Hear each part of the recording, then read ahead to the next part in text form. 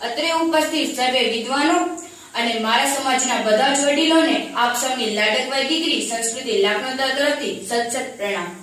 કંઈક કશું કરવાની જેને હોશ હૈયે હોય છે, કંઈક કશું કરવાની જેને હોશ હૈયે હોય છે, એને મંજિલ સુધી રોકનારું ક્યાં કોઈ હોય છે. લાખ અવરોધો વટાવી અને પ્રયત્ન જો કરો, લાખ અવરોધો વટાવી અને પ્રયત્ન જો કરો તો ખુદ મંજિલ પણ સામે જ મળતી હોય છે. Godwin smiled, made daughter, because he knew create love and happiness for every moment. ભગવાન એક વાર મંદ હસતા હતા.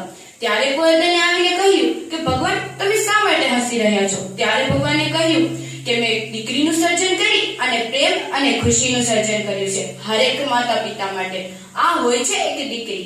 આપ સૌ તો અહીંયા દિગ્ગજો અને વિદ્વાનો બેઠા છો, એના સમૂહ મારી શું વિચાર, પરંતુ મારા હૃદયને સ્પર્શી ગયેલી એક વાત આજે હું અહીંયા જરૂર રજૂ કરવા માંગીશ. જ્યારે પણ દિવાળી આવે છે ત્યારે આપણે નવા કપડાં ખરીદીએ છીએ અને સંપૂર્ણ ઘરને સ્વચ્છ બનાવીએ છીએ, પરંતુ શું ક્યારે આપણે આપણા મનના વિચારોને બદલવાની કોશિશ કરી છે ખરી? જે દિવસે આપણે આપણા મનના વિચારોને બદલીશું ને એ દિવસે આપણે આપણી દીકરીને યોગ્ય દિશા આપી ગણા છે. नए दौर नए युग की शान है बेटियां, माता पिता की आन बान शान है बेटियां, आज धरती ही नहीं आसमान है बेटियां, हिमालय से भी ऊंची उड़ान है इनकी, इनकी पहचान नहीं है किसी की मोहताज, आज सारा जहां झुकता है इनके आगे, भारत ही नहीं पूरा विश्व चलाती है बेटियां. आज આપણે સૌ દીકરીઓને ભણાવી રહ્યા છીએ. શા માટે? એ માટે નહીં કે તેનું પ્રોડક્ટિવ, ક્રિએટિવ, સર્જનાત્મક કોઈ પરિણામ આવી શકે, પરંતુ એ માટે કે તેની માર્કેટ વેલ્યુ વધે, એટલે કે તેની બજારમાં કિંમત વધે અને તે સારો પતિ મેળવવામાં સફળ જાય. બીજો કોઈ ભાવ આપણા મનમાં નથી. આને કહેવામાં આવે છે કે પ્રેમ અને મમતાની મૂરત હોય છે દીકરી. આની ઉપરથી મને એક નાની એવી વાત યાદ આવે છે. મધર ટેરેસા જ્યારે 10 થી 15 વર્ષની ઉંમરના હતા ત્યારે તે રસ્તા પરથી પસાર થતા હતા.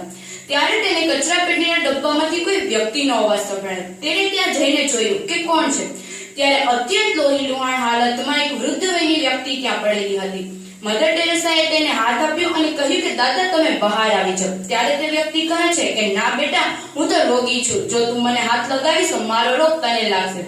ત્યારે મધર ટેરેસા દીકરીની સંવેદનાથી કહે છે કે ના દાદા, તમને હું હાથ આપું છું, તમે બહાર આવી જાઓ.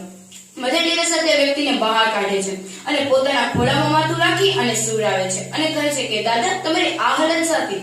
ત્યારે તે દાદા કહે છે કે મારા 3 દીકરા છે, કાલે રાતે જ તે મને અહીંયા છોડી ગયા અને જાતા કહેતા ગયા કે મરી જા તોય પાછો ના આવતો. ત્યારે જ મધર ટેરેસા નક્કી કરે છે કે આજથી હું આવા જ પીડિત વ્યક્તિઓની મદદ કરીશ. આવી સંવેદના માત્ર એક દીકરીમાં જ જાગી શકે છે. આની ઉપરથી કે રાણી લક્ષ્મીબાઈ, જેણે પોતાના દેશ પ્રેમ ખાતર બલિદાન આપી દીધું હતું, અને કળિયુગની લક્ષ્મી, જેની ઉપર એસિડિક હુમલો કરવામાં આવ્યો, પરંતુ તેણે હાર ન માની, પરંતુ ભારતભરમાં જેટલી પણ સ્ત્રીઓ ઉપર કે જેટલી પણ છોકરીઓ ઉપર એસિડિક હુમલો કરવામાં આવ્યો હતો તેનું સંગઠન બનાવ્યું અને પોતે આગળ વધી. जब माँ है प्यारी बहन दुलारी और बीवी है पटरानी, जब माँ है प्यारी बहन दुलारी और बीवी है पटरानी, तो फिर बेटी से क्यों करते हो मक्कारी. દીકરીને ભણાવો, દીકરીને બચાવો, પરંતુ દીકરીને સાથે સાથે યોગ્ય દિશા પણ આપો. જય શ્રી કૃષ્ણ.